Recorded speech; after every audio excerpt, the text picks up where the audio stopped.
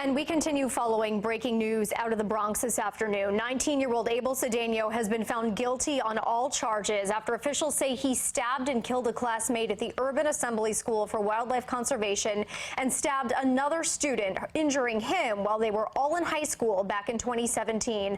Right now, the mother of Matthew McCree, the teenager who died, is coming to speak outside the Bronx Supreme Criminal Court. Let's go listen in live. It's acts which caused this wrongful death and this assault, namely the failure to have metal detectors when requested by the principal of the school. Second, the conditions in the classroom where teachers clearly were negligent in the supervision of the classroom. And thirdly, the failure to enforce the Dignity for All Students Act by the Department of Education and this school. The civil case will now move forward. The civil case looks for $25 million in damages from the Department of Education for the wrongful death of Matthew McCree. Louna Dennis, the mother of Matthew McCree. I would like to start off by saying, to God be the glory. If it wasn't for him, I would never have gotten victory and justice for my son. I would like to thank the courts, the DA's office for all the effort and time that they put into it, the judge for his clear thinking and understanding and all the evidence that was given over unto him, that he evaluated and see fit, that just guilty charge is what's fit for this.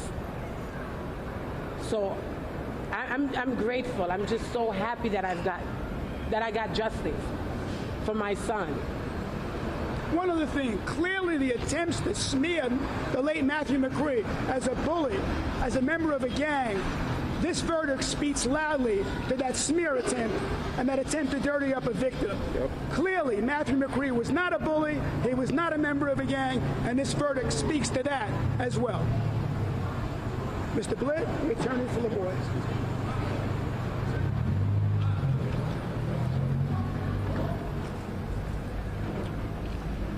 Good afternoon, everybody. We're here today with half smiles. Today was a very big victory, but it's day one in our fight for justice here today. We are very happy about the result. My clients obviously waited for this day for quite some time now, and it's finally here. But as Mr. Rubenstein explained earlier, today is day one.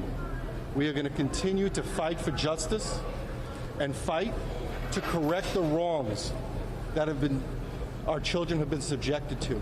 Failure to protect our children in the schools while they're gaining an education is paramount here. We will continue to fight for our kids. This is the mother of the boy. I just want to say God is good and justice has prevailed. Thank you, everybody. He's doing better, somewhat.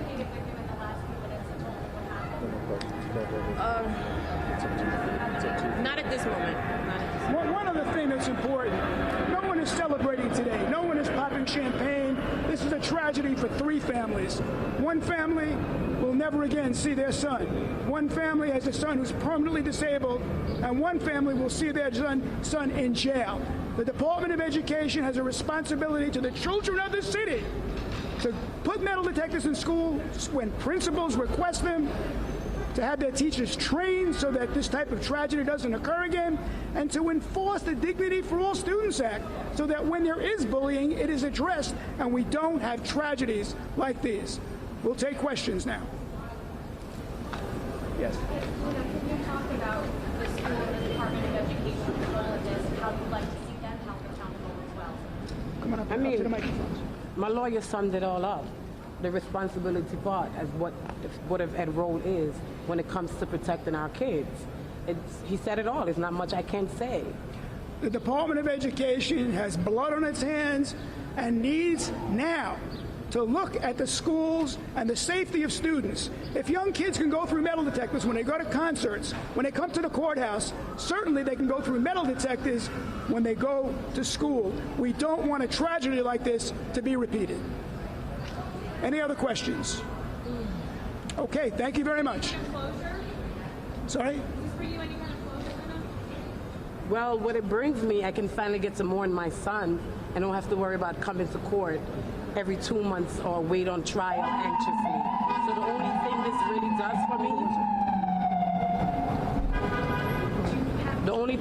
does for me, is I can mourn him the way I really need to mourn him and not worry about this part. Okay, thank you very much.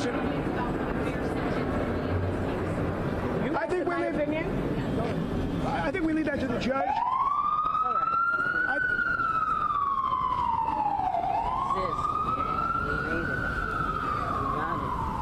I think when it comes to sentencing, we're going to leave that to the judge. The judge did the right thing in finding this defendant guilty of manslaughter, of assault, of possession of a weapon. We now look for him to do the right thing when it comes to sentencing. And remember, on the first day of this proceeding, the judge admonished the defense team that the maximum penalty for these crimes is 50 years in jail, 25 on each count, manslaughter and assault, and they could run consecutively, not concurrently. The judge admonished them, and they said, not interested. We now look to the judge to do the right thing when it comes to sentencing, just like he did the right thing when it came to his conclusion of guilty.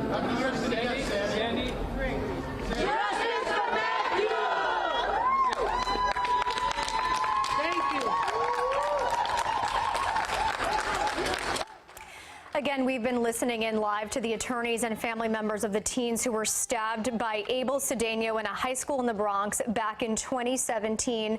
The judge finding Cedeno guilty on all 3 charges, including manslaughter. Now, the mother of the victim who passed away, Matthew McCree, saying she's grateful she got justice for her son. She says she can finally mourn and grieve him properly without having to worry about going to court every 2 months, but certainly there's no closure here. And her attorney with a fiery statement saying the Department of Education has blood on its hands for allowing a student to come into school that day with a weapon.